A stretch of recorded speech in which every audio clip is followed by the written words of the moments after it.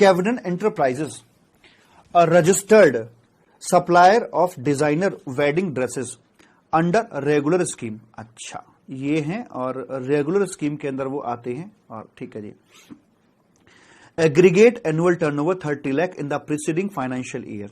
Okay, it is of the view that in the current financial year it is permitted to file monthly statement of the outward supply GSTR1 on quarterly basis। has aggregate annual turnover 30 lakh था in preceding financial year, पिछले साल में 30 लाख था। It is of the view कि इसको monthly statement of the outward supply जो है वो क्वार्टरली बेसिस पर देना है। While it's accountant, it's to file the same on monthly basis। ठीक है, you are required to advise Canant on the same। आप बताइए कि यहाँ पर सीन क्या रहेगा। During a given tax period in the current financial year, owing of season Mr.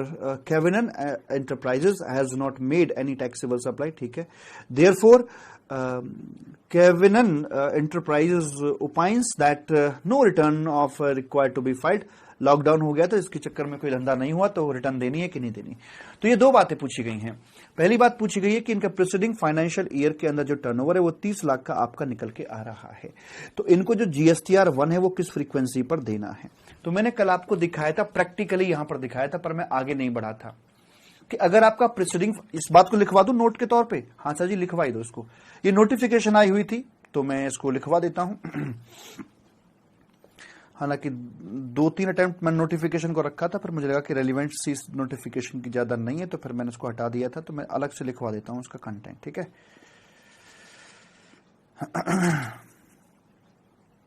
यहां लिखवा देते हैं। ठीक है, तो नोट करके, ये कौन सा पेज है सर जी? ये आ गया आपका, ये वाला पेज है। नोट करके, if turnover in preceding financial year or estimated turnover in current financial year is up to 1.5 CR। अगर इतना तक है, यस यस, हाँ इतना ही है, तो क्या करोगे? तो आपके पास में ऑप्शन आ जाता है कि आप जो अपना GSTR है वो 1 है, वो आप मंथली भी दे सकते हो, अलाउड है। और आप जो GSTR 1 है उसे क्वार्टरली भी दे सकते हो, अलाउड है। और जो भी आपका कहोगे, जो लॉक इन होगा वो आपका सेम फाइनेंशियल ईयर यहाँ पे करवा दिया जाएगा। कल मैं आपको यही दिखा रहा था कि शुरू में ही पूछ लेता है, वहीं से पूछेगा भाई साहब क्वार्टरली भरनी है कि मंथली भरनी है, आप जवाब दीजिएगा, आप जवाब दीजिएगा। ठीक है, तो लेकिन सर आपने कैसे भरी फिर? वो हमने तो भर दी, कल शाम हमने वो ऑप्शन चूज कर लिया था उसका, जिसमें आपको दिखाता हूं। यहां पर ये जो RNV का मैं आपको डेटा दिखा रहा था ना, GST, तो यहां पर जो मैं आपको डेटा दिखा रहा था मालिक, तो 58-40-20 58-40-20 तो यहां पर हम बात करके चलते हैं। और सर्विसेज, रिटर्न्स एंड डैशबोर्ड ये आ गया। और उसके अंदर आप देखोगे तो जो फाइनेंशियल ईयर 20-21 है उसका मैं अप्रैल को आपका दिखाता हूं, अप्रैल मंथ। तो कल भी मैं जब ये खोला था अप्रैल मंथ का, तो आपको दिख रहा होगा कि यहाँ पर ऑप्शन आ रहा था कि भाई क्या करना क्या नहीं करना, लेकिन आज वो ऑप्शन नहीं आ रहा क्योंकि वो ऑप्शन एक्सरसाइज किया जा चुका है। व्यू 3B, तो 3B इसका फाइल किया जा चुका है और वो भी नील का, बिकॉज यहाँ धंधा तो कोई हुआ नहीं था। तो मैं आपका डाउनलोड करके दिखाता हूं, डाउनलोड कर दिया, ये नील का फाइल कर दिया गया है for the month of April. इसका कंपनी का टर्नओवर पिछले जो साल का था वो 1.5 करोड़ के दायरे में ही था और नई कंपनी है। तो EAS का मंथली फाइल किया। सर मंथली क्यों, आप क्वार्टरली भी फाइल कर सकते थे। अब आदत पड़ी हुई है मंथली की, और वैसे भी सारे जो मैचिंग मिसमैचिंग होती सारा हम जो देख के चलते हैं, क्योंकि अच्छा भले ही एक बात और बोलता है वो कह रहा है कि भले ही आप इसे मंथली फाइल करो या ये करके चलो, चूंकि आप रेगुलर स्कीम के अंदर हैं। हाँ जी, तो आपका, हाँ आप कौन से थे, आप रेगुलर स्कीम के अंदर थे, क्योंकि तभी तो हम ऑप्शन की बात कर रहे हैं।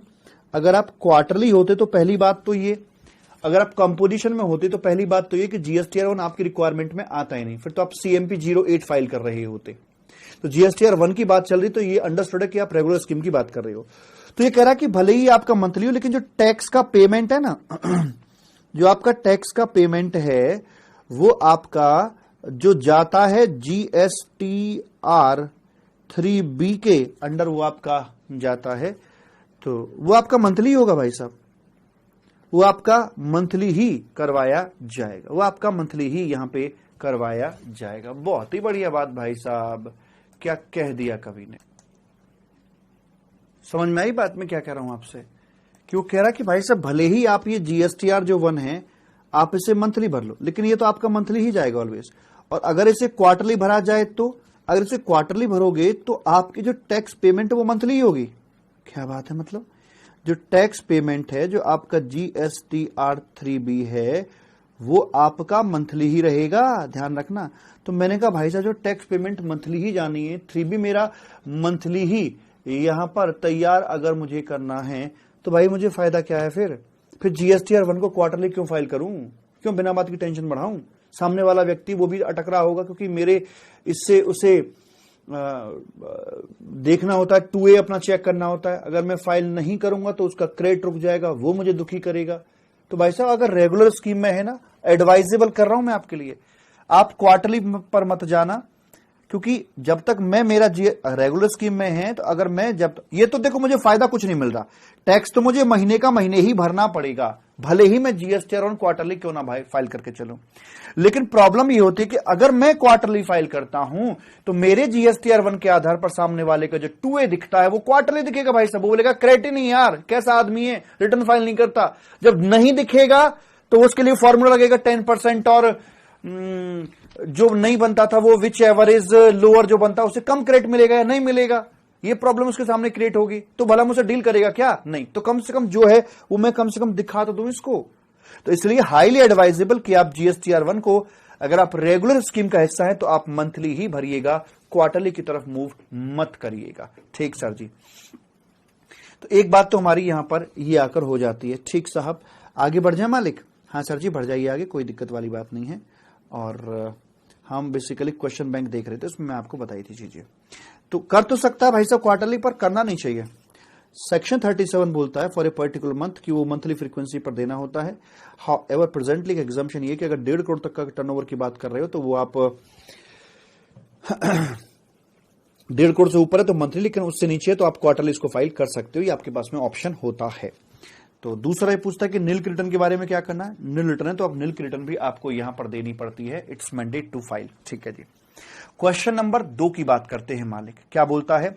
Explain the provision relating to filing of annual return under section 44 of CGST act. Annual return को फाइलिंग करने की वो बात कर रहे हैं। अच्छा जी, क्या कि एनुअल रिटर्न किन किन को फाइल करनी होती है? अभी तो देख कर आ रहे थे सर किन को फाइल नहीं करनी होती। सर देखो, एक तो जो हमारे हैं कैजुअल टैक्सेबल पर्सन, उसको फाइल नहीं करनी होती है जी। और जो R5 में थे, 6 में थे, 7 में थे, 8 में थे, नहीं 8 की बात नहीं करेंगे, 8 वालों का स्टेटमेंट अपना जाता है। तो इन लोगों का 5, 6, 7 और casual taxable person, casual taxable person और ये हो गए R6 वाले, इनका नहीं जाना। और हालांकि लिख दिया है यहां पर इन्होंने पर्सन डिडक्टिंग और कलेक्टिंग, ये तो सेक्शन 44 में नहीं जा रही, ध्यान दीजिएगा। बट इनके लिए जो कलेक्टिंग रेवेन्यू की बात कर रहे हैं तो इनके लिए बट ये 44 की पूछ रहा ना, इसलिए but liable to furnish annual statement, liable to furnish annual statement under section 52 में इनको ये देना होता है। एंड ठीक है जी। और GSTR 9B करके इनका फॉर्म आता है, वो 52 में चला जाता है। नॉन रेजिडेंट टैक्सेबल पर्सन जो कि आपके R5 वाले हैं, उनको ये नहीं देना होता है। और ये हो गए आपके R7 वाले और ये हो गए आपके R8 वाले लिख देता हूं। चलो अगर सेक्शन 52 के अंदर है लेकिन वो जाता है, लेकिन अंडर सेक्शन 52 में जाता है उनका। ठीक है जी, तो उसके बाद में आगे बोलते हैं, लेकिन किनको साथ में reconciliation statement? Sir reconciliation statement उनका नहीं जाता है जिनका ऑडिट सीएजी यहां पर कर देता है। ठीक है सर जी, कोई दिक्कत वाली बात यहां पर नहीं है जी। और मैं बताऊं, every registered person who is required to get his account audited under section so and so except those, और उसके अंदर भी एक छोटी सी बात ये कही जाती है, मैं आपको बता दूं कि who is required to get his account audited under section इतना of the CGST act 2017 and except those whose audit CAG ने कर दिया हो, एक तो उनको मुक्ति मिल गई है, और बोलते हैं नोटिफाइड ऑडिटर और an notified auditor under any law, एक ही बात है, shall furnish the annual return. लेकिन रिक्वायरमेंट में आने के लिए जो टर्नओवर है वो आपका 2 करोड़ प्लस का टर्नओवर यहां पर चाहिए होता, उनमें से इनको मुक्ति यहां पर दे दी गई है। एक को और मुक्ति दी गई है, एंड मुक्ति दी गई है जो हमारे ओइडार वाले हैं, उनको यहां पर मुक्ति दे दी गई है, जो अपनी सर्विसेज देते हैं एक बच्चे को, जो अपनी सर्विसेज देते हैं किसी नॉन टैक्सेबल पर्सन को सर्विस देते हैं, उनको भी नोटिफिकेशन के जरिए यहां से मुक्ति दे दी गई है। तो पहली बात, इसकी रिक्वायरमेंट में आते वो हैं जो 2 करोड़ से ऊपर वाले हैं, लेकिन इसमें से उनको बाहर निकाल दिया गया जिनका ऑडिट सीएजी ने कर दिया है, या फिर जो ओइडार कैटेगरी के अंदर आपके आते हैं। क्वेश्चन नंबर 3 बोलता है, who is required to furnish final return? Sir final return भला किनको देनी होती है? सर कंपोजिशन वालों को नहीं देनी होती, आईएसडी, नॉन टैक्सेबल वगैरह इन सबको सर जी नहीं देनी होती, और जब भी देनी होती है तो वही 3 महीने के अंदर देनी है। कहां से 3 महीने? कैंसिलेशन ऑर्डर की डेट और effective date of cancellation whichever is, जो दोनों में विच एवर इज लेटर, वहां से 3 महीने के अंदर ये देनी होती है। ठीक है जी, आसान क्वेश्चन है बाबू, कठिन नहीं है। Explain the provision of section 39(9) of the CGST Act with reference to rectification of return। अच्छा, रेक्टिफिकेशन ऑफ रिटर्न, ये भी कोई कहने वाली बात है? कब तक कर सकते हैं साहब? 50 बार ये चीज बता दी। सर रेक्टिफिकेशन कर सकते हैं अगले साल में 20 अक्टूबर की डेट और एनुअल रिटर्न फाइलिंग की date related to the this year, annual return filing की date whichever is earlier, जो दोनों में पहले आ रहा होगा वहां तक आप रेक्टिफिकेशन एरर वगैरह को अपना ठीक कर सकते हो। What is the purpose of return एस्टेसी? मतलब झलक दिखलाना, अपने बुक्स ऑफ अकाउंट की झलक दिखलाना और कुछ नहीं है। Discuss the provision of GST act 3B as contained in sub rule 5 and rule number 61 and so and so. 3B के अंदर पार्ट ए होता है और एक पार्ट बी होता है। पार्ट ए जो होता है वो ऑटो पॉपुलेट किया जाता है जीएसटीआर 1 से, पार्ट और उसके अंदर साथ में हमें जो आईटीसी है वो भी वहां पे भरना होता है। पार्ट बी के अंदर एडजस्टमेंट कराई जाती है और हमें फाइनल पेमेंट अपना करना होता है कि इतना हम आईटीसी के थ्रू पे कर रहे हैं और इतना ई कैश लेजर एंड अदरवाइज हम पे करके चल रहे हैं। ये कंटेंट होते हैं आपके 3B के अंदर। What are the key features of return mechanism in GST? उसके की फीचर्स क्या हैं जरा वो बताइएगा। बोलता है इलेक्ट्रॉनिक फाइलिंग ऑफ रिटर्न होती है, बहुत अच्छी बात है जी। Uploading of invoice level information, invoice से अपलोड किए जाते हैं बेसिकली। इनवॉइस अपलोड वैसे नहीं हो रहे कि स्कैन करके अपलोड कर दिया, इनवॉइस में से जो रेलिवेंट इंफॉर्मेशन है कि इनवॉइस जिसको इश्यू किया है या जहां से आया है उसका दूसरी काउंटर पार्टी का जीएसटीएन, उसका नाम क्या है, इनवॉइस की वैल्यू क्या है, इनवॉइस की डेट क्या है, क्वांटिटी क्या थी, क्वांटिटी का मेजरमेंट क्या था, वो सारी बातें आपसे यहां पर पूछी जाती हैं। इनवॉइस के जो रेलिवेंट डिटेल्स हैं वो आपसे वहां पर ली जाती है, ना कि इनवॉइस को स्कैन करके अपलोड करना होता है जी। और क्या फीचर है? Auto population of information related to ITC from returns of the supplier, जो वहां पर 2A की बात कर रहा है कि वहां पर जाकर वो 2A बन जाता है और फिर 2 जो 2A के आधार पर 2 बनेगा, 2 के आधार पर 1A बनेगा और 1 के आधार पर अमेंडेड 1 आगे जाएगा एंड मैचिंग मिसमैचिंग का कॉन्सेप्ट ऐसे करके निकल के आएगा। वो सारी बात यहां पे आती है जी। What kind of inward supply are required to be furnished into? सभी तरह की इनवर्ट सप्लाई वहां पर आती है।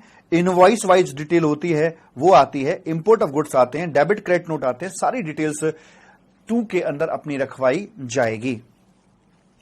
आनंद कुमार रेगुलर टैक्स पेयर हैं, फाइल्ड हिज रिटर्न, अपनी रिटर्न वो फाइल यहां पे कर रहे हैं। ठीक है जी।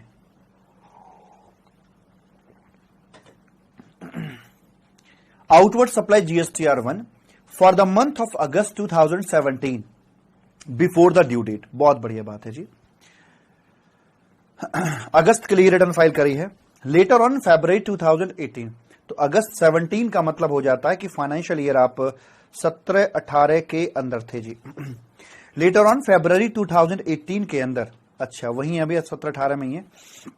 ही discovered error in GSTR1 return of August 17 already filed and wants to revise it. भाई साहब पहली बात सुनो, रिवाइज रिटर्न का कोई कॉन्सेप्ट नहीं है, आपको कुछ करेक्शंस करनी है, आप वहां जाइए, खोलिए उस रिटर्न को, अगस्त महीना डालिएगा आप उसके अंदर, और फाइनेंशियल ईयर 17-18 का चुनाव कीजिएगा, और जो भी कुछ करेक्शंस हैं आप जाके करो ना उसके अंदर। क्या वाली दिक्कत वाली बात है भाई, आप यहां पर तो आ ही जाते हैं ना। हाँ सर जी आ जाते हैं, तो एक काम करो, सर्विसेज पे आइए, आप रिटर्न पे आइएगा, डैशबोर्ड पे जाइएगा, और यहां जाकर आप इसके अंदर फाइनेंशियल ईयर 17-18, हालांकि इसमें आ नहीं रहा 17-18 क्योंकि 17-18 में कंपनी नहीं थी ये, जैसे मान लो 18-19 अगर ये होता तो 18-19 की में आइएगा, वहां पर अगस्त महीने में आप चलिए, मैं मान के चल रहा हूं कि क्वेश्चन 18-19 का है, कंपनी का 17-18 था ही नहीं।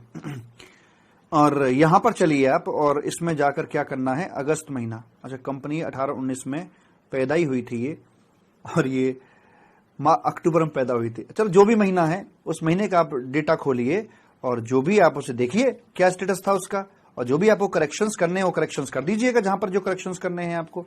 ठीक है सर जी, तो वहां पर सारी चीजें आपके लिए उपलब्ध होती हैं, तो कोई बड़ी बात नहीं, रिटर्न को रिवाइज वाइज करने का कोई चक्कर नहीं है। वो दिन लद गए, वो दिन गए भाई साहब, गए वो दिन जहां पर वो रिवाइज रिटर्न कॉन्सेप्ट आपके आया करते थे। तो the mechanism of filing revise return of any correction वगैरह is not available under GST regime, क्योंकि यहां पर जो भी आपके है वो सब आप अपना एरर ओमिशन अपने कर सकते हो, वापस जाकर वहां भी कर सकते हो, और आपकी जो सब्सिक्वेंट रिटर्न्स आ रही हैं उनके अंदर भी आप उसका इफेक्ट वहां पे दिखा सकते हो। ठीक है जी, तो रिवाइज का तो कोई चक्कर भाई साहब है ही नहीं किसी भी कीमत पर। ठीक है सर जी, उसके बाद आगे बात निकल के आती है, और वैसे भी सर कब तक ये मैक्सिमम टाइम क्या होता है, अगले साल का 20 अक्टूबर, और एनुअल रिटर्न फाइलिंग की date whichever is earlier, वहां तक ये ठीक किया जा सकता है। Can recipient feed information in his GSTR2 which has been missed by the, yes GSTR जो थ्योरेटिकली बताया गया है वो बेसिकली 2A एडिटेबल होता है, और 2A ही फाइनली कन्वर्ट होता है 2 के अंदर, है ना। तो आप उसमें ऐड कर सकते हो, मॉडिफाई कर सकते हो, डिलीट कर सकते हो, जो मर्जी आप उसके अंदर कर सकते हो, कोई दिक्कत वाली बात नहीं है साहिब। उसके बाद में आगे बोलते हैं मालिक यहां पर आकर, Mister X composition tax payer हैं, did not render any taxable service during the quarter July to September में कोई सर्विस इन्होंने नहीं दी है। Is required to file any goods and services tax return, अरे भाई साहब देनी है यार, कितनी बार बताएं। If a return has been filed, how it can be revised if some changes are required. अरे यार रिवाइज रिटर्न कॉन्सेप्ट नहीं है, आप डेबिट नोट क्रेडिट नोट जो भी हैं आप उनके थ्रू जाइए, छोटा बहुत करेक्शन है तो आप पीछे जाके कर दीजिए, सब्सिक्वेंट रिटर्न के अंदर कर दीजिए, जो है उन्हीं के अंदर करेक्शंस आपके हो जाते हैं। और करेक्शन करने के लिए भी लास्ट डेट आपकी बता रखी है। Whether ITC denied be restored, क्या जो ITC डिनाई कर दिया गया था क्या वो वापस आपको मिल सकता है। If the supplier upload the invoice at any time after the reversal, but ये क्वेश्चन रेलिवेंट नहीं है क्योंकि ये मैकेनिज्म पर बेस्ड है, आपका सेक्शन 42-43 पर बेस्ड है, इसको छोड़ दीजिएगा। Do tax payer under the composition scheme also need to file GSTR 1 and 2, sorry उनके लिए अलग फॉर्म आता है, यहां पर करेक्शन मुझे करना पड़ेगा। No, composition tax payer do not need to file any statement of outward or inward supply. They have to file quarterly return in form, GST CMP 08 के अंदर उसे क्वार्टरली रिटर्न अपनी फाइल करनी होती है, ये पुराना फॉर्म नंबर है। After the end of the quarter, since they are not eligible to takes any input tax credit, तो इनके लिए जब ITC से कोई लेना देना नहीं है तो GSTR2 तो ITC के लिए हुआ करता था, तो ये सब इनके लिए यहां पर कोई आवश्यकता नहीं रह जाती है। Mister A regular tax payer है, files GSTR 1, 2, 3 for the month of August 2017 by the respective due dates. He receives a communication from the GST common portal on 28 सितंबर 2017 को that ITC इतने claimed by him in his excess of the declared by Mr. B in his valid tax return, तो Mr. B file his annual tax return for so and so. Mr. B supply concern in his valid return. Mr. B files his annual return for the financial year on 10th November. वो पूछेगा भाई कुछ corrections कब तक की जा सकती हैं, उसके बारे में पूछ रहा है. When is Mr. B required to rectify the discrepancy? वही साहब कितनी बार पूछोगे, हम तो बताते बताते भी थक गए. अगले साल का 20 अक्टूबर और एनुअल रिटर्न फाइलिंग की date whichever is earlier. तो अर्लियर आपके 20 अक्टूबर यहां पर आ रही है, तो वो यहां पर कंसिडर कर ली जाएगी. उसके बाद में ये छोटे मोटे क्वेश्चंस हैं 17, 18, 19, 20. और do ISD need to file separate statement of outwards. नाइस रे, इसको तो R6 फाइल करना होता है, बात खत्म. ऐसे करके यहां पर आपका चैप्टर संपन्न माय डियर हो जाता है.